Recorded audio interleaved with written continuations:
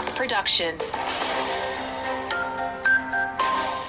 Hi, it's Lee Jollo and this is your Limestone Coast local news. Partly cloudy across the region with showers from this afternoon. We're heading for tops of 16 in Mount Gambier and Narracourt. A local man to face court on historic child sex offences. SAPOL welcomes its latest graduates and concerns about an oversupply of local wine. A Limestone Coast man has been arrested in relation to alleged historic child sex offences and hit with 7 serious charges. Detectives from the Limestone Coast Criminal Investigation Branch brought a 72-year-old man into custody and he's been denied bail. The man will appear at the Mount Gambier Magistrates Court today. SAPOL has welcomed its latest group of graduates. They've come from all walks of life and a range of employment backgrounds, from professional sports and the fitness industry to hospitality, retail, the Australian Defence Force and other emergency services. 13 women and 10 men have graduated as new officers and set to be dispersed across stations right through the state, including Mount Gambier. INZA is among the new probationary constables and ready to help the community in many ways. Speaking different languages would help you be interactive with the diverse members of the community. I have a bachelor's and an honours degree in criminology. This will help me give a theoretical background when dealing with the various types of jobs in the police force.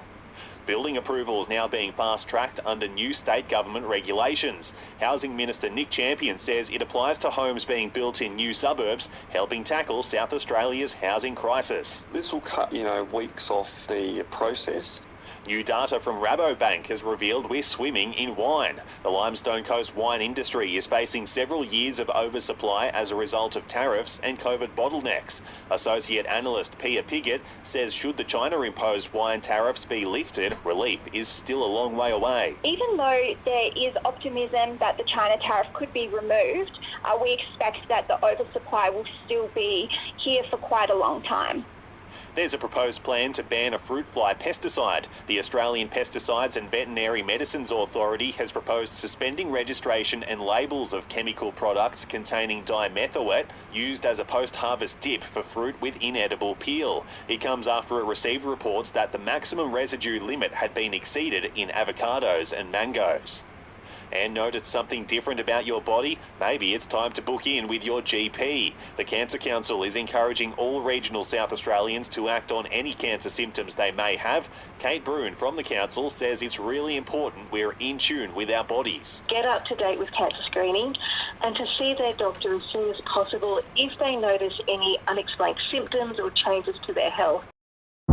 After this, there is no turning back. You sip the red can, the story ends.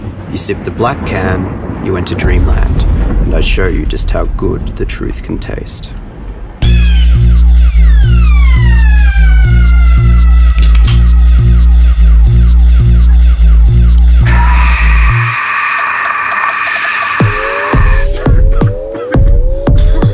Take the Pepsi Max Taste Challenge. Let's look at some sport now, and heartbreak for our Matildas going down to England in the semi 3-1 overnight and ending their World Cup dream. It wasn't without some sensational moments though, including a long-range goal from Sam Kerr levelling the scores. Fans flocked to local pubs to ride the waves, ultimately going home disappointed but proud of how far we've come not only in the tournament but in women's sport. The side will now attempt to go out on a high when they take on Sweden on Saturday night in the playoff for third. And a coalition government will commit $250 million in funding over 4 years for community sporting infrastructure across the country.